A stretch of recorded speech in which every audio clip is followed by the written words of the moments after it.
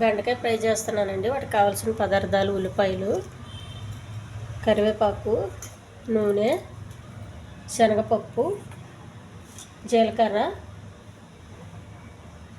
పసుపు, కారం, ఉప్పు. ముందుగా బెండకాయలు చిన్నగా కోసుకోవాలండి. ఒక చెక్క పెట్టుకుని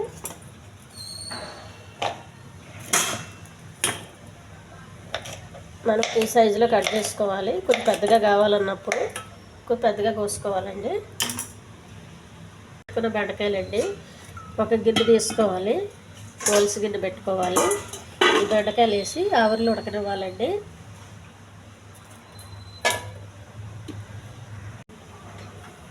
స్టవ్ వెలిగించి పెట్టుకోవాలి.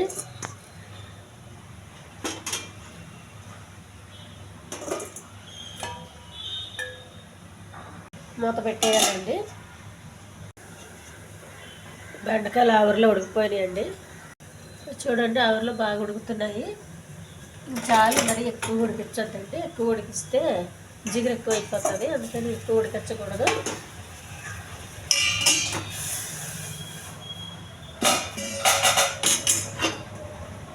పెనం పెట్టుకుని తాలింపు రెడీ చేసుకోవాలి. కొద్దిగా ఆయిల్ అండి, కరివేపాకు కొంచెం దూరంగా వేసుకోవాలి. కరివేపాకు,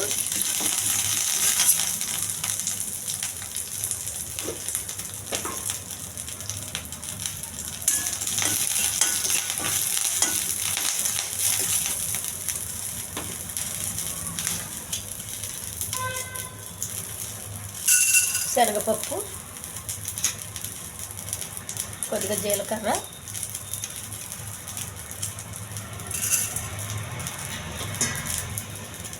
మినపప్పు, ఉల్లిపాయ,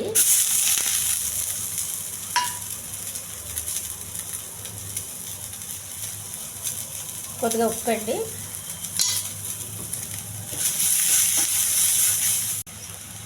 కొద్దిగా కారం అండి, కొంచెం పసుపు,